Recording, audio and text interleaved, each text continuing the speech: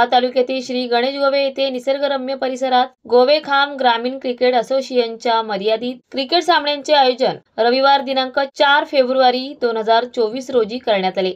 या क्रिकेटचा अंतिम सामना गावदेवी गावठाण विरुद्ध सोनार सिद्ध धाटाव यांच्यात झाला। या अटीतटीच्या रोमहर्षक सामन्यात सोनार सिद्ध धाटाव संघ अंतिम विजेता संघ ठरला। या क्रिकेट सामन्यांचे उद्घाटन गोवे ग्रामपंचायतीचे माजी सरपंच तथा विभागीय अध्यक्ष नरेंद्र जाधव, माजी सरपंच संदीप जाधव यांच्या शुभ हस्ते करण्यात आले। यावेळी माजी उपसरपंच तथा विद्यमान सदस्य गोवेखाम ग्रामीण क्रिकेट अध्यक्ष राजेंद्र जाधव, सचिव शरद वारकर, लीलाधर धैंबेकर, पांडुरंग जाधव, जयसिंग पवार, सुनील धैंबेकर, सहींद्र पवार, मधुकर जाधव, नंदकुमार वाफिलकर, धनेश गरड, अरुण धैंबेकर, महादेव जाधव, रामचंद्र कापसे तसेच असंख्य क्रिकेट प्रेमी उपस्थित होते। या क्रिकेट सामन्यात उत्कृष्ट गोलंदाज किल्ला संघाचा नितेश, उत्कृष्ट फलंदाज गावठाण संघाचा सागर तर मालिकावीर किल्ला संघाचा दीपेश उत्कृष्ट खेळाडू ठरले। तसेच सोनार सिद्ध धाटाव संघ प्रथम, गावदेवी गावठाण संघ द्वितीय तर स्वयंभू किल्ला संघ द्वितीय क्रमांकाचे मानकरी संघ ठरले।